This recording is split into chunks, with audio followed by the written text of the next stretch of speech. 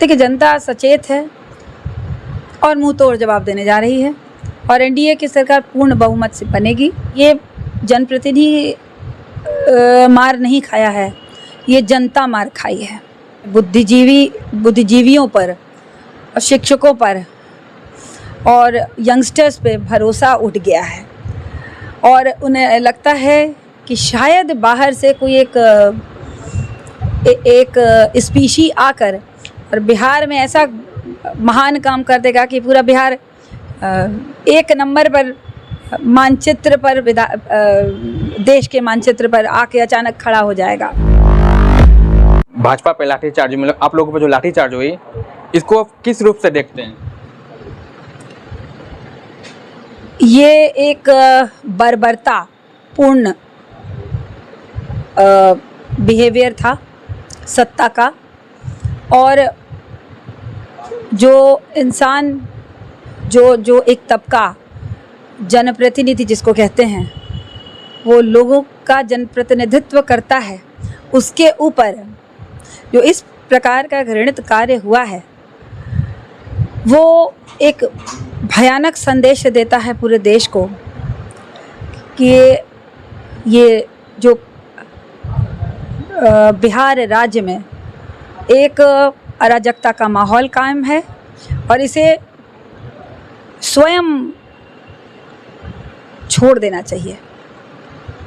तेजस्वी यादव बहुत बड़ी बातें किए थे जब वो सरकार में आने से पहले, सरकार आते ही 10 लाख नौकरी देंगे और शिक्षा और स्वास्थ्य सब पे बात कर दें, लेकिन कहीं कुछ नहीं दिख रहा। आए दिन पोल खुलते रहती है। देखिए, कथनी और करनी में कितना फ़र्क है, ये तो राजद की सरकार ने हमेशा से दिखाया है और आज भी दिखाती है, और झूठे वादों का तो ये पुलिंदा ही है। तो आगे भी देखिए, जनता सचेत है और मुंह तोड़ जवाब देने जा रही है और एनडीए की सरकार पूर्ण बहुमत से बनेगी। अब तक बिहार में शिक्षक मार खा रहे थे, किसान सलाहकार मार खा रहे थे, अब विपक्ष भी मार खा गया। विपक्षी नहीं मार खाया, विपक्ष में जनप्रतिनिधि मार को इस प्रकार का अटैक हुआ है, वो बड़ी चीज़ है। जो बॉडीगार्ड्स जिनको के प्रोटेक्शन में जनप्रतिनिधि होते हैं, और सिर्फ वही नहीं, ये जनप्रतिनिधि मार नहीं खाया है, ये जनता मार खाई है। ऐसा नहीं लगता है डराया गया है? अब आगे लोग आंदोलन करने में भी डरेंगे कि हम आंदोलन करने जा रहे हैं तो पहले हमको मार पड़ जाएगा, एकदम कंफर्म। देखिए, अगर डरते तो आंदोलन करते नहीं, और सबको पता था कि वो सारी तैयारियां इसीलिए हो रही थी कि इस टाइप का सिस्टम आए दिखे। तो जहाँ तक डर का सवाल है, वो न जनता डरती है न जनप्रतिनिधि डरते हैं। शिक्षक डोमिसाइल नीति पे क्या कहेंगे? जो नया नियम बना है बीपीएससी के थ्रू, जो पूरे भारतवर्ष के क्या बोलते हैं लड़के बिहार में भी जॉब कर सकते हैं। ऐसा है कि मुझे लगता है बुद्धिजीवियों पर और शिक्षकों पर और यंगस्टर्स पे भरोसा उठ गया है और उन्हें लगता है कि शायद बाहर से कोई एक स्पीशी आकर और बिहार में ऐसा महान काम कर देगा कि पूरा बिहार एक नंबर पर मानचित्र पर देश के मानचित्र पर आके अचानक खड़ा हो जाएगा।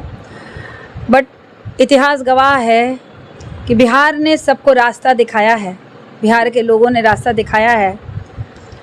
तो सत्ता पक्ष के लोग समझ जाएं, सचेत जाएं कि ये बहुत दिन तक नहीं चलेगी, ये अजीब तरह का माहौल ज़्यादा दिन तक नहीं चलेगा, और जनता जवाब देने के लिए बैठी है। और जब जनता का चूँकि राज नहीं है, ये अराजकता का राज है, ये अपराधियों की सरकार है।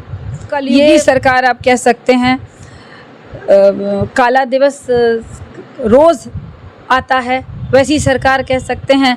तो ये सरकार जैसी ही बदलेगी, वो बदलाव की लहर के साथ वो एक माहौल का लहर जो आएगा, वो सब देखेंगे, और जिसकी चिंता सभी को है। और अब सब लोग ऊब चुके हैं और अब आगे में नहीं चलेगा इसकी तैयारी। देश में 3 लव स्टोरी बहुत वायरल हुआ, आरती छोटू, ज्योति मौर्य, आलोक मौर्य, तीसरा जो पाकिस्तान से आई है सीमा हैदर, उनका। तो ये कहीं सुरक्षा के दृष्टिकोण देखा जाए तो कहीं गलत तो नहीं हुआ?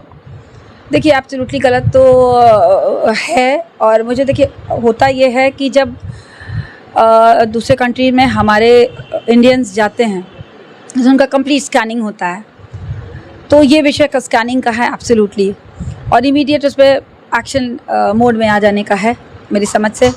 और अननेसेसरी को उसको हाईलाइट करके और उनके पक्ष में खड़े होने की कोई चीज़ सब्जेक्ट है ही नहीं, और ये उनको तो पकड़ के इमीडिएट एक्शन लेने का, पाकिस्तानी लड़की का घुसने का, तो उस पर तो डेफिनेट एक्शन लेना ही चाहिए।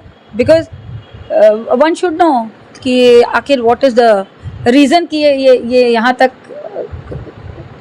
ये घटना कैसे हुई।